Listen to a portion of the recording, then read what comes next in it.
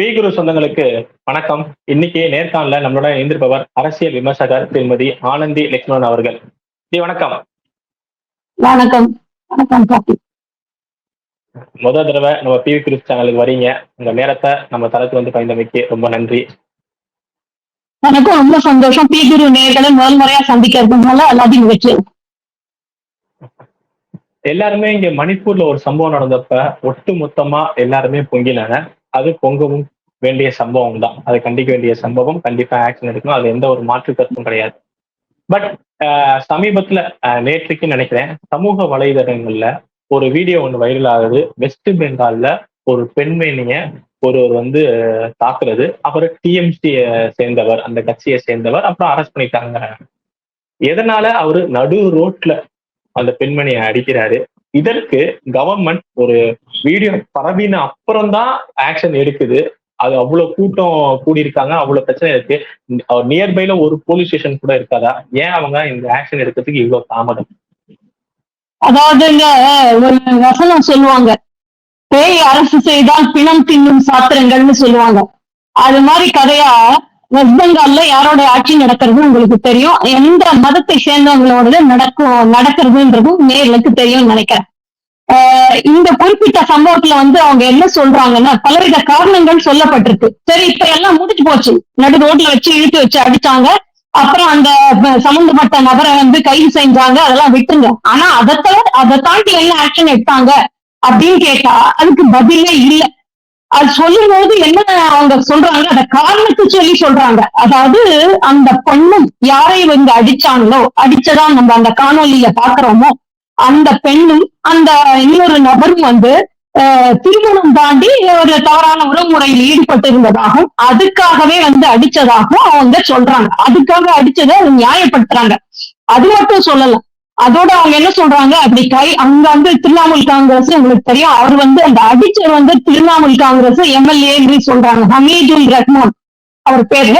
அவர் என்ன சொல்றாருன்னா, இது வந்து எங்களோட முஸ்லீம் ராஷ்டிரத்துல வந்து இது வந்து ஒரு கொடுமையான விஷயம், இதுக்கு நாங்க தண்டனை கொடுக்கலாம் கொடுப்போம் அப்படின்னு அவர் சொல்றாரு. இது என்னது முஸ்லீம் ராஷ்டிரா? சரி, அப்படியே இருக்கட்டும். நீங்க இந்த மாதிரி ஒரு விவகாரம் வருது, யார் வீட்டுலதான் இல்ல. இன்னைக்கு வந்து இந்த இல்லெஜிட்டிமேட் ஆர் இல்லீகல் ரிலேஷன்ஷிப்ன்றது வந்து இருக்கு. இதெல்லாம் ஒரு மாதிரி நாகரீகமா ஒரு 4 பேர் நடுவுல போட்டு அடிச்சு, நாளைக்கு அந்த பொண்ணு அடிச்ச போது அந்த பொண்ணு ஏதாவது கொலை ஆயிடுறாங்க, அந்த செத்து போயிடுறாங்க அப்படின்னு சொன்னாங்கன்னா இதை எதோட வந்து ஏத்துப்பாங்க? அப்ப கொலை செய்யறத கூட வந்து நியாயப்படுத்துவாங்களா? அதனால வந்து அந்த அரசு வந்து உடனடி நடவடிக்கை எடுக்கணும். இப்ப மணிப்பூர் சம்பவத்துக்கு வந்து பொங்கினாங்கன்னு சொல்றாங்க. மணிப்பூர் சம்பவம்ன்ற வந்து ஒரு பொது விஷயம். அது பின்னணியில வந்து இன்னும் வேற என்னென்னமோ விஷயங்கள் இருக்கு. 2 இனத்தவர்களுக்கு நடுவுல ஒரு கலவரம் வந்ததுன்னு, அதையும் தாண்டி வந்து முன்னாடியே வந்து ஒரு போதைப் பொருள் விவகாரம் ஒண்ணு ரொம்ப வருஷமா ஓடிட்டு இருக்கு அந்த மாநிலத்துல. அதனால அது வந்து கண்ட்ரோலுக்கு வரல. அதனால அது பின்னாடி ஒரு வண்டி விஷயம் இருக்கு. அது மிக நீண்ட கால பிரச்சனையும் கூட. அப்படி இருக்கிறச்சு இவங்க வந்து இது வந்து முஸ்லீம் ராஷ்டிராக இது இப்படிதான் எடுப்போம் அப்படின்னு சொல்றது வந்து என்ன ஆகும் அப்படின்னு கேட்டீங்கன்னா, அனாவசியமா பிரிவினைவாதம் தான் வரும். அப்ப என்ன ஆகும், ஒரே நாட்டுல ஒரே மாதிரியான சட்டத்திட்டம் இருக்க வேண்டிய நாட்டுல எங்க இஷ்டத்துக்கு நாங்க வந்து ஆடுவோம் அப்படின்னு சொன்னா அது எப்படிங்க ஏற்காது? இதுக்குதான் அந்த சிஏஏ எல்லாருக்கும் ஒரே மாதிரி காமன். இந்த சொன்னாலுமே எனக்கு இதுக்கு ஒரு காரணம் சொன்னாலுமே, இதுக்கு முன்னாடி சந்தேஷ் காளி அப்படின்னு சொல்லிட்டு மிகப்பெரிய பிரச்சனை வந்துச்சு. போன தேர்தல் முடிஞ்சப்ப போஸ்ட் வைலன்ஸ் பெங்கால்ல அதுக்கு மேல நடந்தது. அது கோர்ட்டே வந்து கண்டிச்சது. இப்ப பிஜேபிக்கு ஓட்டு போட்ட ஒரு இஸ்லாமிய பெண்மணிய அதே மாதிரி நடுவோட்ட தாக்காங்க. சோ பெண்களுக்கு வன்முறை அங்க எந்த அளவுக்கு அதிகமா நடக்குது வெஸ்ட் பெங்கால்? இல்ல, நீங்க வெஸ்ட் பெங்கால் நீங்க சொன்ன உடனே பொதுவா இவங்க இதை சொன்ன உடனே மணிப்பூர்னு குதிக்கதான் எங்களுக்கு தெரிஞ்சது.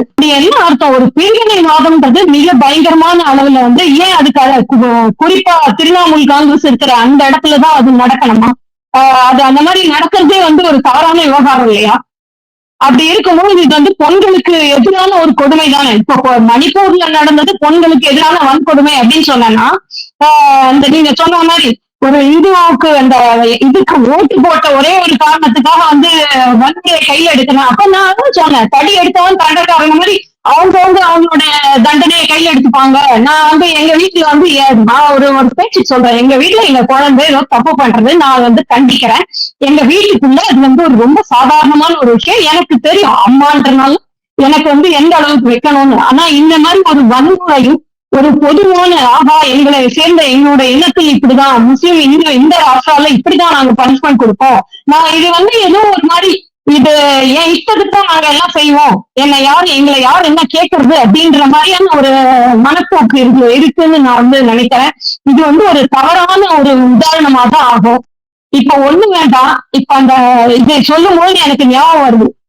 அந்த இதும் போது மணிப்பூர் விவகாரத்தும் போது நம்ம ஊர்ல நம்ம திருமதி கனிமொழி அம்மா வந்து என்ன சொன்னாங்க, இது வந்து ரொம்ப அநியாயம் அப்படின்னு சொல்லி சொன்னாங்க. வள்ளுவர் கோட்டத்துல போய் வந்து பிரதமர் வந்து கேட்க கூட இல்ல. அது வந்து வீடியோலாம் வந்த அப்புறம் தான் வந்து பிரதமர் வந்து அதை பத்தியே விஷயமே வெளில வந்துருக்கு. இது ரொம்ப அநியாயம், பெண்களுக்கு எதிரான சதி அப்படி இப்படின்னாங்க. இப்ப ஏன் அந்த பெண்களுக்கு எதிரான சதி குரல் அப்ப மணிப்பூர் மாநிலத்துல நடந்த ஒரு விஷயத்துக்கு குரல் கொடுத்த கனிமொழி அம்மா ஏன் இங்க குரல் கொடுக்கல? ஏன் குரல் கொடுக்கல? இப்படிதான் இந்த மாதிரி ஒரு பிரிவினைவாதம்ன்ற ஒரு விஷயத்த வந்து இப்ப நீங்க சொல்ற மாதிரி பெண்மையவாதிகள் இங்க பேசுறவங்க எல்லாம் ஏன் இந்த செலக்டிவ் அம்னீஷியா வச்சிருக்காங்க? பிஜேபி இல்லங்க, அது வந்து நீங்க சொல்ல வேணாம். அவங்க வந்து இடதுசாரி கட்சிகள் எல்லாம் வந்து இனத்தோட சேருதுங்க, அவ்வளவுதான் சொல்லலாம். இனத்தோட சேருது. அதனாலதான் எந்த அநியாயத்துக்கும் ஒரு பொதுவா எந்த அநியாயத்துக்கும் நான் எதிர்த்து குரல் கொடுப்பேன்னு சொன்னா அது நியாயம். இப்ப அதுதான் சொல்ல வந்தேன். மணிப்பூர் விவகாரத்துல இங்க இருந்து குரல் கொடுத்ததோட நிக்கல. நீங்க அது எங்க அடங்கினாங்கன்னு அதையும் சொல்ல வேண்டியிருக்கு.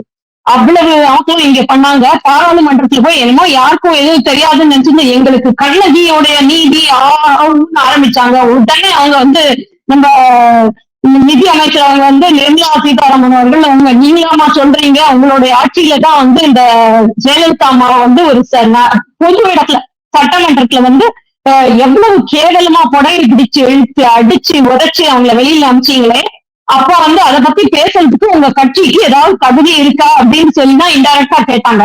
உடனேதான் வந்து நீங்களா பேசுறீங்க அப்படின்னு சொன்னா, அப்போ இவங்க நியாயமே நீங்க பாத்தீங்கன்னா தனக்கு ஒரு நியாயம், அடுத்தவங்களுக்கு ஒரு நியாயம். அப்ப அம்னீஷியா என்ன உலகத்துல இருக்கிற எல்லா ஞாபக மருதி வியாதியும் வருங்க. உண்மையிலே சொல்றேன். இது மட்டும் இல்ல, இன்னும் எத்தனை விவகாரங்கள்.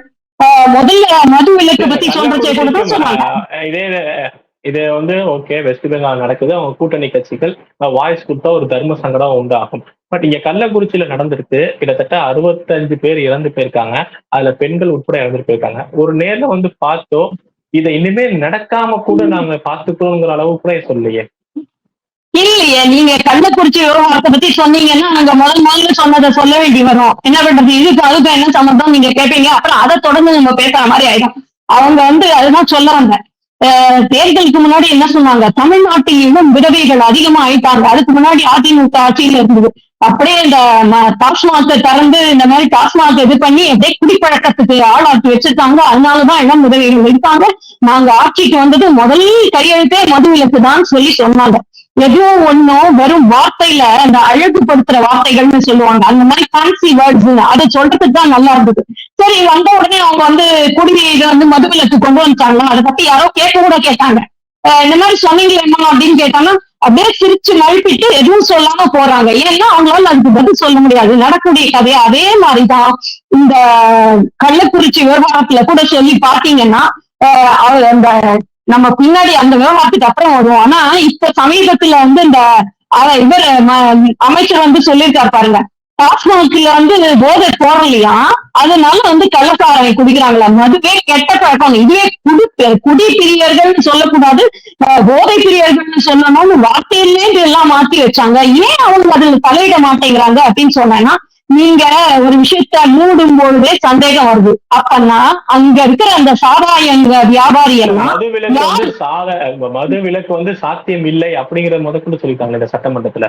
ஏங்க மது விலக்கு சாத்தியம் இல்லாம இருக்கட்டும், கள்ள சாராயம்னு சாத்தியம் இல்லைன்னு சொல்லிடலாமா? அது கூட நீங்க பாத்தீங்கன்னா கள்ள சாராயம்னு சொல்ல மாட்டாங்களா, விஷ சாராயம்னு சொல்லுவாங்களாம். ஆனா எனக்கு என்ன சந்தேகம் தெரியுங்களா, அது வந்து அந்த மெத்தனால் அதிகமா கலந்ததுனாலதான் அது விஷமாயிடுச்சுன்னு சொல்லி சொல்றாங்க. அந்த மெத்தனால்ன்றது வந்து இன்னும் சர்வசாதாரணமா எப்படி கிடைக்கிறது? அதுல அந்த காட்சியில பிடிச்சிருக்காங்க, அவங்க அழகா அவர் சொல்றாரு, ஆமா நான் 25 வருஷமா காட்டுறேன், எனக்கு அரசியல் கட்சிகள் கூட தொடர்பு இருக்கு, அதனால அவங்களுக்கு அப்பப்ப கொஞ்சம் எப்படி கவனிச்சுட்டேன்னா என்ன எதுவும் கேட்க மாட்டாங்க அப்படின்னு அழகா சொல்றாரு. இந்த லட்சணத்துலதான் தமிழ்நாட்டுல வந்து சட்டம் ஒழுங்கெல்லாம் இருக்கு. ஏன்னு கேட்டீங்கன்னா ஒவ்வொருத்தருக்கும் தனிப்பட்ட முறையில தன்னுடைய சுயநலத்துலதான் அக்கறை இருக்கு. இப்ப இதுவே கூட நாங்க என்ன ஃபீல் பண்றோம்னா ஒரு சாமானிய மனுஷன் கூட புரியுங்க. அதாவது ஒரு திமுகவை பொறுத்த வரைக்கும் மதுவிலக்கு ஏன் கொண்டு வரலைன்னா அதுல இருந்து உங்களுக்கு சொல்றேன். ஏன் கொண்டு வரல அப்படின்னு சொன்னீங்கன்னா முதல் கட்ட நிறைய திமுக மந்திரிகள் கூட அந்த லிஸ்ட்ல இருக்காங்கன்னு வச்சுக்கோங்களேன். நிறைய சாராய ஆலைகள்லாம் அவங்களுக்குதான் சொல்றோம். இதுல வர கமிஷன் எல்லாமே வந்து இப்ப சமீபத்துல கூட ஒரு விஷயம் வந்து கண்டுபிடிச்சிருக்காங்க. எவ்வளவு வந்து நீங்க கமிஷன் எவ்வளவு அடிச்சீங்க, அரசுக்கு வர வேண்டிய பணத்தை கூட தான் வந்து இது கமிஷன் அடிச்சு அவங்களே வந்து எடுத்துக்கிட்டாங்கன்னு சொல்லியிருக்காங்க. இது மேல் மட்டத்துல இருக்கிற திமுக பிரமுகர்களுக்கு. அடுத்து திமுகவே ஒரு பெரிய அழகான கட்டமைப்பு, அந்த கலைஞர் காலத்துல இருந்து ஏற்படுத்தப்பட்ட கட்டமைப்பு. சோ லோயர் லெவல் கீழ் லெவல்ல இருக்கிறவங்களுக்கு எல்லாம் ஏதாவது அவங்களுக்கு பழக்க கொடுக்கணும்ல. நீ காரணம் காட்சி பழிச்சுக்கோப்பா, உன்னை எதுவும் கண்டுக்க மாட்டேன் இப்படின்னு மேல்மட்டத்துல கீழ்மட்டம் வரைக்கும் அரசியல் தொடர்ந்து இருக்கவங்க தான் அதுல இருக்கிறனாலதான் ஒருத்தருக்கு ஒருத்தர் காட்டி கொடுக்க மாட்டார்கள். அதுக்காக இப்ப யார் சாப்பிட்ட பாடு 27 லட்சம் என்ன மக்கள் வரி பணம் கள்ள சாராயம் குடிச்சு செத்தது வந்து இதுல ரிஸ்க் இருக்குன்னு சொல்லிதான் சொல்றாங்க. அப்படியும் கூட அந்த கள்ள சாராயத்தை வாங்கி அவங்க குடிச்சாங்க அப்படின்னு சொன்னாங்கன்னா உடனே எல்லாரும் சேர்ந்து 27 லட்சம், திமுக தமிழ்நாடு அரசு ஒரு 10 லட்சம், திமுக ஒரு 10 லட்சம், 20 லட்சம் ஆச்சு. அண்ணாமலை அவர்கள் தனிப்பட்ட முறையில ஒரு கருணையில ஒரே 1 லட்சம் அவர் சொன்னாரு. அதுக்கப்புறமா நம்ம எடப்பாடி அவர்கள் சொல்லியிருக்காரு வருஷத்துக்கு 6 லட்சம் கணக்குது. சோ 27 லட்சம் ஆக மொத்தம் நீங்க பண்ற தப்பு எல்லா விதத்திலையும் எல்லாத்துலயும் மூடி மறைக்கதான் பாக்குறீங்க. உங்கள்கிட்ட எப்படி நியாயம் எதிர்பார்க்க முடியும்? எப்படி நியாயம் எதிர்பார்க்க முடியும்? அப்படிதான் இருக்கும். அமித்ஷா இன்னும் இல்ல இப்ப அப்படி இருந்துமே நீங்க பார்க்கும் நம்ம இதே சென்ற ஆண்டுதான் வந்து இதே விழுப்புரத்துல நம்ம பார்த்துருவோம், மரக்காணத்துல நடந்தது. இப்ப இங்க நடந்திருக்கு. ஆனா அவங்க என்ன சொல்றாங்க, நாங்க இப்ப வந்து சட்டமன்றத்துல மிக கடுமையான சட்டங்கள் இங்க கொண்டு வந்திருக்கோம் அப்படிங்கிறாங்க. கடுமையான சட்டம் கொண்டு வந்துட்டு கடுமையான சட்டம் எதுக்கு கொண்டு வந்தீங்க? உடனே அடுத்த மாசமே இது விவகாரம் வந்த உடனே இந்த கள்ளக்குறிச்சி விவகாரம் வந்த உடனே கொஞ்சம் டாஸ்மாக்ல சேல்ஸ் குறைஞ்சு போச்சாமா, கொஞ்சம் இது வியாபாரம் கொஞ்சம் குறைஞ்சு போச்சாம். உடனே அடுத்த மாசம் டாஸ்மாக் குறைஞ்சு போச்சு, உடனே அதை ஏத்தணும்னு அடிச்சுக்கிறாங்க. அப்ப நீங்க என்ன சட்டத்துல ஒழுங்கு கொண்டு வர போறீங்க? அதே மாதிரிதான் இப்பதான் நான் உங்களுக்கு சொன்னேன், அமைச்சர் துரைமுருகன் அழகா சொல்றாரு. அதுல வந்து மதுவில வந்து அவ்வளவா கிட்டு ஏர்ல போல இருக்கு, நம்மளோட டாஸ்மாக் சரக்கு வந்து ஏர்ல போல இருக்கு போதை, அதனால வந்து கள்ளசாராயம் பக்கம் போறாங்கன்னு அதையும் நியாயப்படுத்துறா. அப்ப என்ன அர்த்தம்? நீங்க சும்மா நான் அடிக்கிற மாதிரி அடிக்கிறேன், நீ அழற மாதிரி அழுன்ற கதையாயிடும் நாளைக்கு. இது ஒரு தவறான உதாரணம். நான் உங்களுக்கு சொல்றேன், யாராவது உங்களுக்கு இத்தனை வருஷமா தமிழ்நாட்டுல ஒரு கம்ப்ளைண்ட் இருக்கு, இவங்க கனிமொழி அவங்க சொன்ன உதாரணத்துல இருந்தே கூட இருக்கணும். தமிழ்நாட்டுல விவேகம் ஜாஸ்தி ஆயிட்டாங்க. எத்தனை புருஷர்கள் இந்த மாதிரி குடிச்சு வந்து வீட்டுல அடிக்கிறதும் கொடுமைப்படுத்துறதும் காசை பிடிங்கிட்டு அந்த மனைவிகளையும் குடும்பத்தையும் அழழைக்கிறதும் ஜாஸ்தியா இருக்கு. நாளைக்கு இதே மாதிரி கவர்மெண்ட் இதே மாதிரி 27 லட்சம்னா இவங்களே கள்ள சாராயம் வாங்கி கொடுத்து வேலையை முடிச்சிட மாட்டாங்களா? என்ன இந்த உதாரணம்? இவங்க போய் நம்புறீங்க ஆட்சியர் அப்படியே அரசு. அப்ப நம்ம நம்புறோம் இல்ல, பட் இதெல்லாம் வந்து விக்கிரவாண்டி இடைத்தேர்தல்ல எதிரொலிக்கணும்னு நீங்க நினைக்கிறீங்களா? விக்கிரவாண்டி முதல்ல இருங்க, விக்கிரவாண்டி இடைத்தேர்தல எதிரொலிக்கிறதுக்கு வாய்ப்பு இல்லைங்க. ஏன் தெரியுங்களா? நான் உங்களுக்கு சொல்றேன். முதல்ல இது வரைக்கும் அது இப்ப கடந்த இப்ப நடந்த பாராளுமன்ற தேர்தலா இருக்கட்டும், அதுக்கு முன்னாடி நடந்த நம்ம சட்டமன்ற இந்த தேர்தலானாலும் இருக்கட்டும், எப்படி திமுக ஜெயிச்சுன்னு நினைக்கிறீங்க? முதல்ல இருந்து அன்னிலே இன்னி வரைக்கும் திருமங்கலம் பார்மலான்னு அதுக்குதான் பழகிட்டாங்க. லஞ்சம் கொடுக்கறது, பொருளா கொடுக்கறது, அதை கொடுக்கறது, இதை கொடுக்கறது, அப்படிதான் ஜெயிக்க முடிச்சது. இல்லைன்னா 40க்கு 40 சீட்டெல்லாம் வாங்க முடியுமா இந்த தேர்தல்ல? அதுவும் அப்படியே இருக்கட்டும், 2 வருஷமா ஆட்சி பண்ணியிருக்காங்க, சரிங்களா? அப்ப அதை சொல்லி இவன் வந்து இந்த வாக்கு கேட்டிருந்தானா இவங்க ஜெயிச்சிருப்பாங்களா? அதே ஃபார்முலா தான், ரொம்ப சௌரியமா போச்சு. பணம் என்னமோ நிறைய சம்பாதிச்சாச்சு. அதுல ஒரு இந்த எலும்பு துண்டு வீசுற மாதிரி அங்க கொஞ்சம் கொடுத்தாங்கன்னா விக்கிரவாண்டி தேர்தல்ல சர்வசாரமா திமுக தான் ஜெயிக்கும். எப்படி ஜெயிச்சது மட்டும் நீங்க கேட்கக்கூடாது. இது ஒரு தொழிலா போச்சு, இது ஒரு பழக்கமா போச்சு. எனக்கு இன்னும் சொல்ல போனா நம்பிக்கை போறது 26வது வருஷ தேர்தல் வரும்பொழுதுதான் ஒரு நம்பிக்கை மக்களுக்கு. ஏன்னா விக்கிரவாண்டி தேர்தலை விட்டுருங்க, அப்பவும் இப்ப செஞ்சது அப்பவும் சரி வாங்கதான். ஆனா அதுக்குள்ள வந்து திரு அண்ணாமலை அவர்களுடைய முயற்சியினாலும் இப்ப அவர் படிக்க போயிருக்காரு. அவர் வந்த உடனே அவருடைய முயற்சியினால இந்த திமுகவுடைய ஊழல் விவகாரம் எல்லாம் கொஞ்சம் தூசி தட்டப்படும். முதலிய கூட இந்த தேர்தல், பாராளுமன்ற தேர்தல் வரத்துக்கு கொஞ்ச நாளைக்கு முன்னாடி திமுக அரசு மேல நம்பிக்கை மக்களுக்கு சுத்தம். ஆனா திமுக ஃபைல்ஸ் எல்லாம் அதை எடுத்து தூசி தட்டப்படும்ன்றதுல எனக்கு அசாத்திய நம்பிக்கை. அப்படியேதான் வந்தாதான் இல்ல, அப்படியேதான் வந்தாதான் இவங்களுக்கு கொஞ்சம் அடங்கும் அப்படின்னு ஏதாவது சொல்லுவாங்க தெரியுமா? பொங்கல் வந்து பழிக்கணும்னா ஏரியது அணைன்னு சொல்லுவாங்க பாருங்க. அது மாதிரி இவங்களோட ஊழல் நீங்க இப்ப பாத்தீங்கன்னா எனக்கு சந்தேகமே வருது. அந்த பக்கம் கேஜ்ரிவாலும் பாத்தீங்கன்னா சாராய வழக்குலதான் வந்து இதுவானா அவர் வந்து கமிஷன் அடிச்சார், கவர்மெண்ட்டுக்கு வர வேண்டியதுன்னு. இந்த பக்கம் செந்தில் பாலாஜி வந்து எடுத்தீங்கன்னு சொன்னாங்கன்னா அவர் இத்தனைக்கும் செந்தில் பாலாஜி கைதானது இந்த ஊழலுக்காக இல்ல. அவர் வந்து அதிமுக ஆட்சியில நடந்த ஒரு ஊழல்ல வந்து இந்த வேலை வாய்ப்பு வாங்கி தரேன்னு சொல்லி லஞ்சம் வாங்கிட்டான்னு சொல்லி அதுலதான் அவர் கைதானார். ஆனா இந்த திமுக ஆட்சியில அவர் கடைசியா ஒரு மந்திரியா இருந்த போது அவர் வந்து இந்த சாராய அமைச்சர் தான் இருந்தார். அதுல வேற இந்த கமிஷன் எல்லாம் அடிச்சது போறாரு, 10 ரூபா அமைச்சர்னு வேற 10 ரூபா வேற கமிஷன் அடிச்ச ஆசாமி. சோ இவங்க இது ஒரு பெரிய நெட்வொர்க்கா இருக்கும்ன்ற ஒரு சந்தேகம் எனக்கு இருக்கு. ஏன் இவங்க உடனே கேஜ்ரிவாலுக்கு ஏன் குரல் கொடுக்குறாங்களே? ஏன்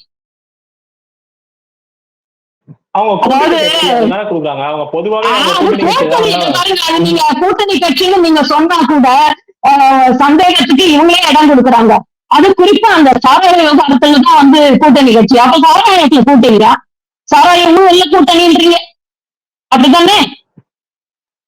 இத ஒரு சாதாரண சின்ன குழந்தை சொன்னா கூட சொல்லிட்டு போயிடுங்க. பெரிய மூடி மறைக்கிற பெரிய பிரம்மராசியம் எல்லாம் இல்லைங்க.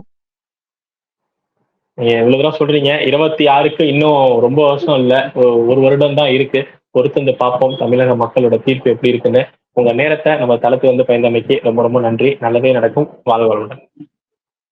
வணக்கம்.